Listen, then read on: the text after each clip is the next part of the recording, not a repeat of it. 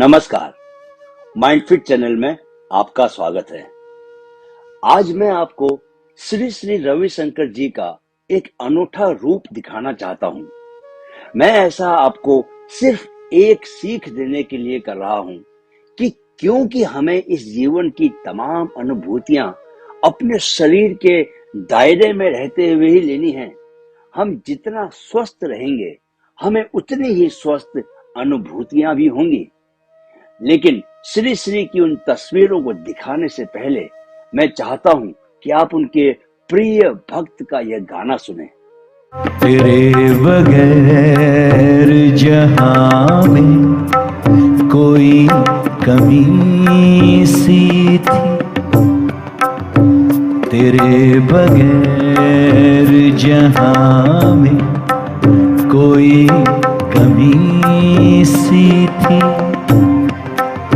भटक रही थी जवानी अंधेरी राहों में, सुकून दिल को मिला आके तेरी बाहों में। मैं एक खोई हुई मौज थी, तू साहिल है। जहां भी जाऊं ये लगता है तेरी महफिल है। तू इस तरह से मेरी जिंदगी में शामिल है। ये थे ऋषि नित्य प्रज्ञा, श्री श्री के अनन्य भक्त। कुछ दिनों पूर्व ही उनके इस भक्त और स्वयं एक तेजस्वी व्यक्तित्व के धनी और उतने ही ओजस्वी वक्ता का कोविड से निधन हो गया। यह भी एक संयोग था कि उनकी मृत्यु के दिन ही मैंने अपने कुछ खास मित्रों के साथ उनका एक वीडियो साझा किया था, जिसमें वे वर्तमान क्षण में जीने के अप्रतिम सुख की बात कर रहे थे। आपने भी सुना होगा कि श्री श्री के भक्ति भाव में उनके गाए फिल्मी गीतों में एक अलग ही किस्म का दिव्य रस बहता था। उनके मुख से ब्रह्म ज्ञान बरसता था। शायद इसीलिए उनकी मृत्यु की खबर ने मुझे चौंका दिया। मालूम चला कि वे कोविड से पीड़ित थे और मृत्यु के एक दिन पूर्व ही खुद को अस्पताल से डिस्चार्ज करवाकर घर आ गए थे। पर अगले दिन ही उन्हें सांस लेने में तकलीफ हुई। उन्हें वापस अस्पताल ले जाया गया, पर उन्हें बचाया न जा सका। उनकी मृत्यु ने मेरे लिए इस बात को और पुख्ता किया कि मृत्यु जीवन को रहस्यमयी बनाती है। ऐसे लोग जिन पर हम परमात्मा की विशेष कृपा मानते हैं, वे भी जब दूसरे सामान्य प्राणियों की तरह मृत्यु का ग्रास बनते हैं तो जीवन का रहस्य और गहरा जाता है। परंतु इससे एक सत्य भी उभर कर आता है कि हम अपने मन और कार्य से कितने भी बड़े संत महात्मा हों, किसी भी पद पर सुशोभित हों, किसी देश के राष्ट्रपति प्रधानमंत्री हों, किसी कंपनी के सीईओ हों, नामी डॉक्टर, वैज्ञानिक, कवि या दार्शनिक हों, हमारे जीवन को चलाने वाले शरीर के भीतरी हिस्सों को उसका कोई भान नहीं होता। शरीर के भीतरी अंग शरीर की ही भाषा समझते हैं। हम क्या खाते हैं, रात को कितनी गहरी नींद लेते हैं, कितना ध्यान व्यायाम करते हैं, कितना तनाव मुक्त जीवन जीते हैं, शरीर के भीतरी अंगों की हेल्थ ऐसी ही बातों पर निर्भर करती है। हमारा दिल यह नहीं जानता कि हम कितने बड़े इंसान हैं, समाज में हमारी कितनी हैसियत है, हम देश और जहान के लिए कितना बड़ा काम कर रहे हैं, हमने कितनी अकूत संपत्ति जमा कर ली है। उस पर इन बातों का रंच मात्र भी फर्क नहीं पड़ता। उस पर फर्क पड़ता है तो इस बात का कि हमने उसकी मांसपेशियों को कितना मजबूत बनाया है, वह कितने कम प्रयास के साथ शरीर में खून भेजने का काम कर पा रहा है। हमारी किडनी हमारे ओहदे को नहीं जानती, वह सिर्फ हमारी जीवन शैली को समझती है।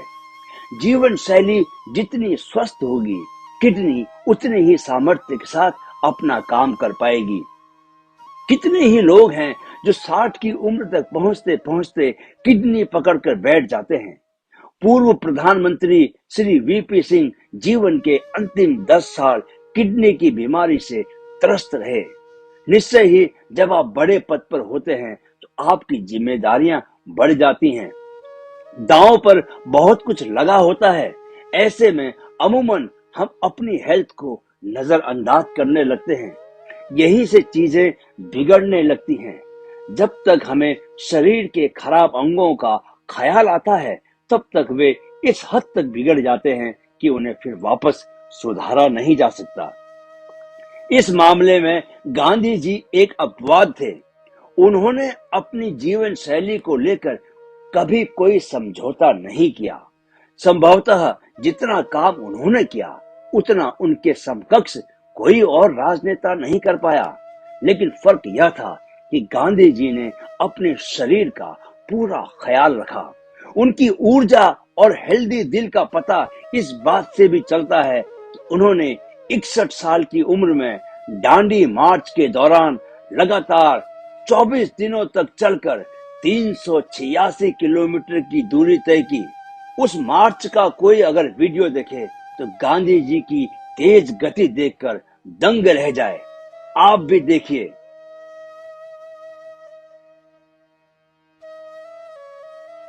यह तेज चलना गांधी जी की शारीरिक फिटनेस का प्रमाण था।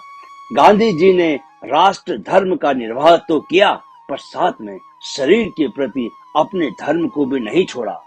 जितने भी महान संत महात्मा हुए हैं, उन्होंने शरीर को स्वस्थ सुगठित बनाए रखने की जरूरत को समझा। स्वामी विवेकानंद तो शारीरिक फिटनेस को बहुत जरूरी मानते ही थे। आध्यात्मिक गुरु श्री श्री रविशंकर को भी आप जिम में वर्कआउट करते देखते हैं, तो इसीलिए क्योंकि वे शरीर के प्रति अपने धर्म को नजरअंदाज नहीं करते।